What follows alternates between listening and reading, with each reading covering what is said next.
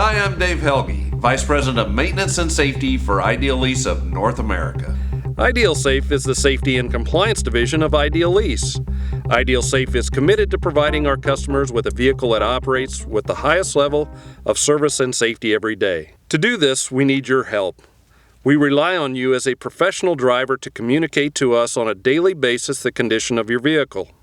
The pre- and post-trip inspections and the driver vehicle inspection report are the tools you use to provide us with the required vehicle status information. As a professional driver of a commercial motor vehicle, it is your responsibility to make sure your vehicle is in safe operating condition. The Federal Motor Carrier Safety Administration requires that all drivers complete a daily pre- and post-trip inspection. These inspections are vital for your own safety and the safety of the general public. The post-trip inspections must be documented. Ideal Safe provides a daily vehicle inspection report, or DVIR, to help you follow a checklist and document any defects to the vehicle. The DVIR form communicates to your company and to our service department any defects you have found so they can be repaired. If the defects are safety sensitive, the repairs must be completed and certified before the vehicle can be placed back into service. By working together, we can keep your vehicle operating at the highest level of safety and service.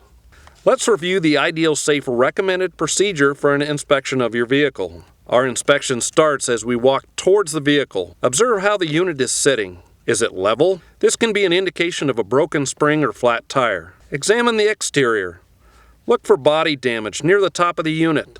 This could indicate that the vehicle has collided with an overpass or low-hanging tree. Look for fluid leaks under the unit that can only be seen from a distance. Always pay attention to where the unit is parked and the surroundings, such as vehicles, water, and overhead wires. Now enter the cab and review the previous day's DVIR to determine if any defects from the day before were noted. And if so, check to see if they have been repaired and certified. Start your pre-trip inspection for today's trip by filling in the date and unit number on the DVIR. Sign and date the previous day's DVIR that it has been reviewed. Next, let's conduct a light test. Newer units have a button on the dash. International vehicles are equipped with a pre-trip light test sequence which allows you to check all the lights without the vehicle being started. Turn the key to ignition or accessory. Set the parking brake. Flip the switch on.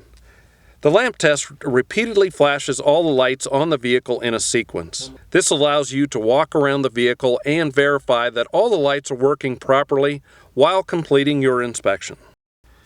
To disable the light test, press the service brake.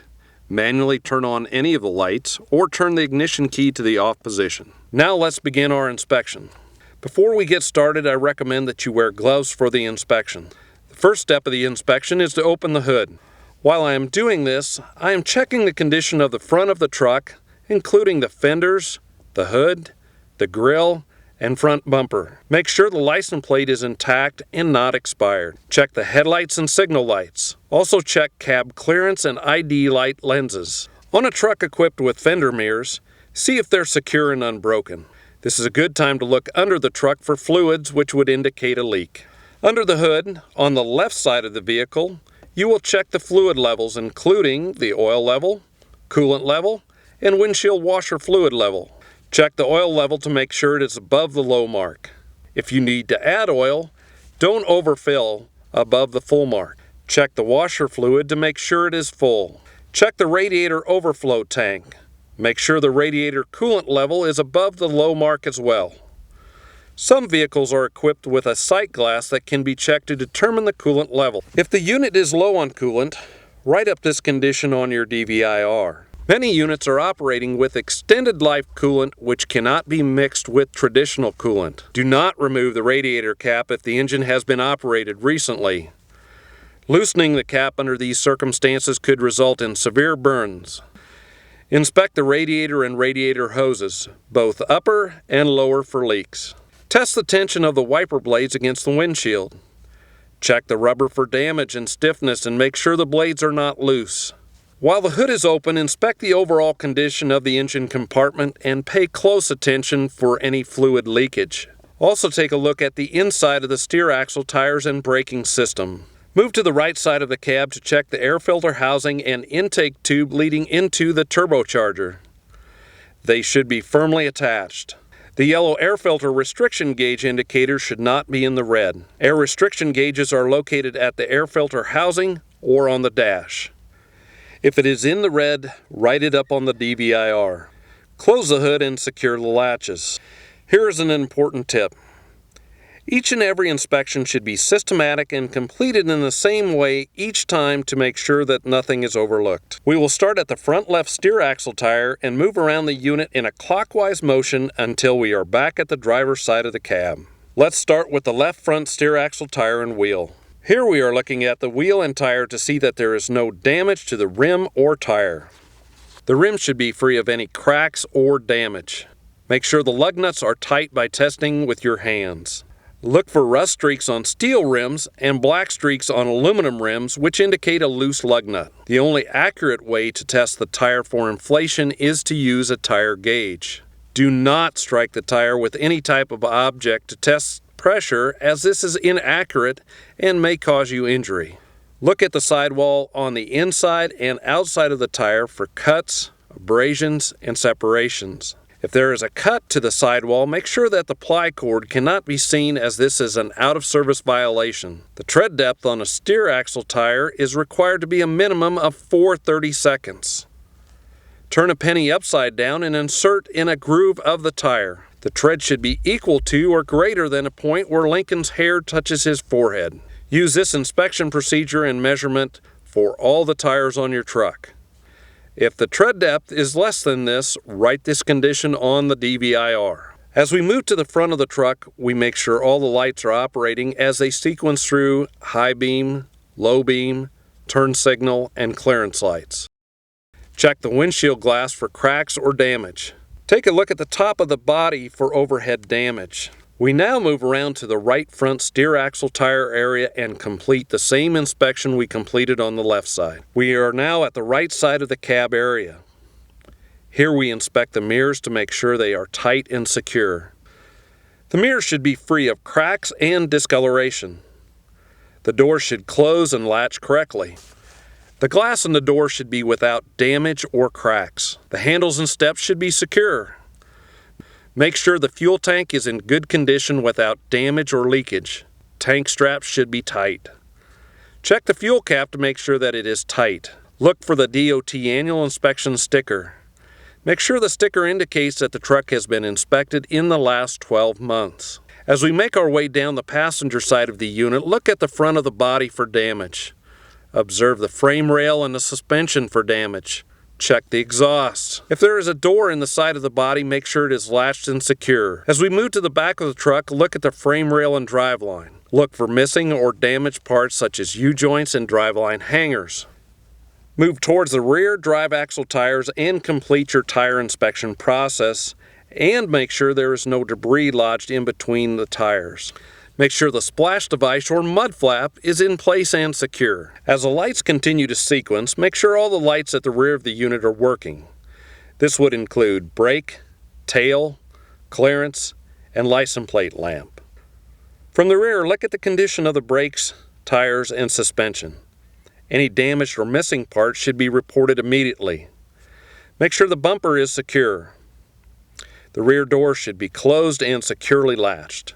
If the truck is equipped with a lift gate, it should be locked in the closed position. Check the top of the body for overhead damage. As we move around the driver's side of the truck, we inspect the left rear drive axle tires and wheels. The mud flaps should be secure. Tread depth, inflation, and condition are checked. Lug nuts are secure. Observe the side of the body for any damage. Again, look at the frame rail and suspension for any damage, cracks, broken welds, and rust. Make sure all the body U-bolts are secured. As we move toward the front of the truck, continue to look for the damage to the body. Check the battery box to make sure the cover is secured and latched. Make sure the steps and handholds are secure before entering. It is good practice to drain air tanks daily. Now it's time to enter the cab.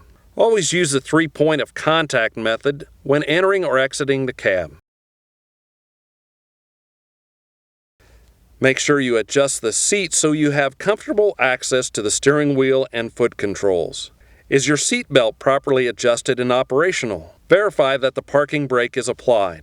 The yellow parking brake knob should be in the out or applied position. If you have an automatic transmission, make sure the gear selector is in park or neutral with the brake applied. If you have a manual transmission, depress the clutch pedal. You should have 1 1/2 to 1 3/4 inch free play. Does the pedal move without sticking? Does the service brake move easily? How about the throttle pedal? Next, check the safety equipment in the cab. Is the fire extinguisher charged and secured? Are there safety triangles in the cab and in good condition? Test the electric and air horn for operation. Make sure the inside of the cab is free of trash and debris which could distract you or become lodged under the pedals during driving. Check all the mirrors to make sure they are properly adjusted and you have clear vision of both sides of the truck. Now insert the ignition key and turn it to the on position without starting the engine. If there's less than 60 psi on the air brake system when you do this, the low air warning alarm and light should activate. Depress the clutch if you have a manual transmission and start the engine. Once the engine is started, take a look at the instrument panel gauge cluster and observe the readings. Most of the gauges have their own warning lights which signal the operator when a gauge reading is outside preset limits. Amber warning lamps indicate situations that should be reviewed by the driver. Red warning lamps indicate situations that must be inspected before operating the vehicle. You will also notice that an audible alarm is activated when any warning lamp is lit. This alerts you that an active fault exists. Do not operate the vehicle with a red warning lamp. Immediately shut off the unit and call your ideal lease location. If the service engine lamp flashes 5 times when the key is turned on, it is an indication that the truck is due for a PM service. Write this on your DVIR to alert our technicians that the truck is due for service. By now the air system should be fully charged. Now we will do a static brake check. Release all the brakes and turn the truck off. Observe the pressure. There should be no more than a 2 psi drop for a single unit. Now let's complete an applied brake test. Apply 40 to 45 psi of pressure to the brake system. After an initial drop of 5 to 10 psi in the system, there should be no more than a 3 psi loss for a single unit. Next, apply 10 full brake and release applications. By doing this, we are adjusting the automatic slack adjuster 1/2 inch. I also recommend this procedure if you are in line for a roadside inspection. Automatic slack adjusters require full brake applications for adjustments. Good drivers often will operate for days without applying brakes in a manner that would activate adjustment. During this procedure, when applying the brakes, the low air warning light and alarm should sound when the system goes below 60 psi. Continue to make brake applications until the park brake valve pops between 20 and 45 psi. Now go ahead and restart the engine and apply the park brakes. Now we'll test the parking brakes to ensure they hold the truck. To test them, restart the vehicle, shift into drive or low gear, and gently tug against the parking brake to see if it holds the vehicle. If not, this usually indicates a dangerously improper brake adjustment. Be sure you note this on the DVIR and do not drive the vehicle. New technology in vehicles allows us to assist you, the driver, with many aspects of the safety and operations of the truck. Contact your Ideal Lease representative to learn about additional features on your truck such as parking brake alarm, overheat shutdown, and PM due warnings. If defects are found, it is important that they are written on the Ideal Lease DVIR. You can assist us further by giving us detailed explanations in your inspection write-up. Please do not use one-word descriptions of the conditions or defects.